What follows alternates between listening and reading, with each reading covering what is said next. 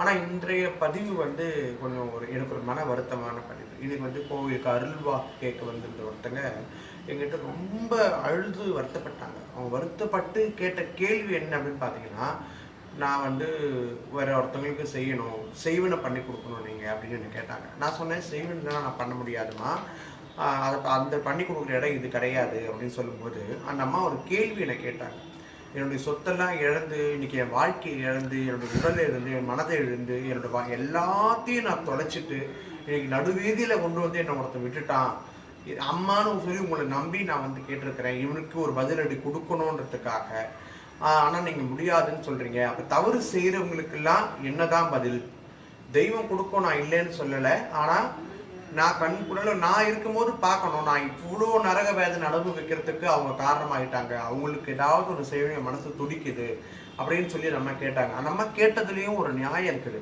இந்த பதிவு பார்க்குற எல்லாருக்குமே சொல்கிறேன், ஒருத்தவங்க வாழ்க்கையை நாசம் பண்ணி, ஒருத்தவங்க நடு தெருவுக்கு எடுத்துகிட்டு வந்து, ஒருத்தவங்க சொத்தெல்லாம் அபகரித்து, ஒருத்தவங்க மனதளவில் மோசம் பண்ணி பழகி, அவங்ககிட்ட நம்பிக்கையை கொடுத்து, அவங்க வாழ்க்கையே நம்மக்கிட்ட கொடுத்ததுக்கப்புறம் அவங்களுக்கு நம்பிக்கை துரோகம் பண்ணுறோம் பார்த்தீங்களா, அதை விட ஒரு கொடுமையான துரோகம், அதை விட கொடுமையான பாவம் உன்னை வாழ்க்கையில் இருக்கவே முடியாது.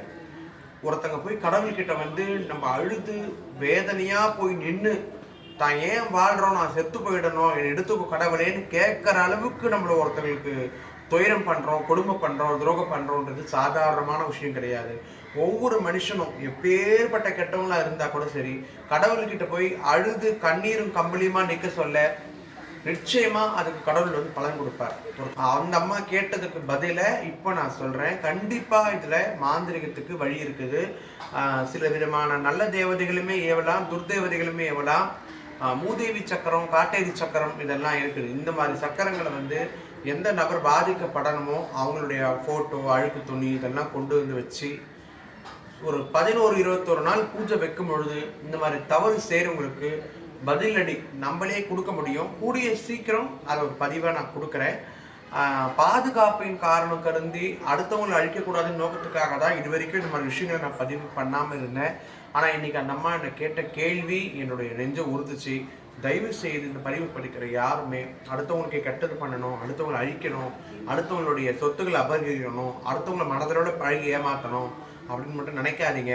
அதுக்கு உண்டான பலனை சீக்கிரமாகவே நம்ம அனுபவிச்சிருவோம். எல்லாம் வல்ல தேவி கடவுள் நம்மளை பார்த்துக்கிட்டே இருக்கான்ற ஒரு பயம் உங்கள் எல்லாருக்குள்ளேயும் இருக்கணும்.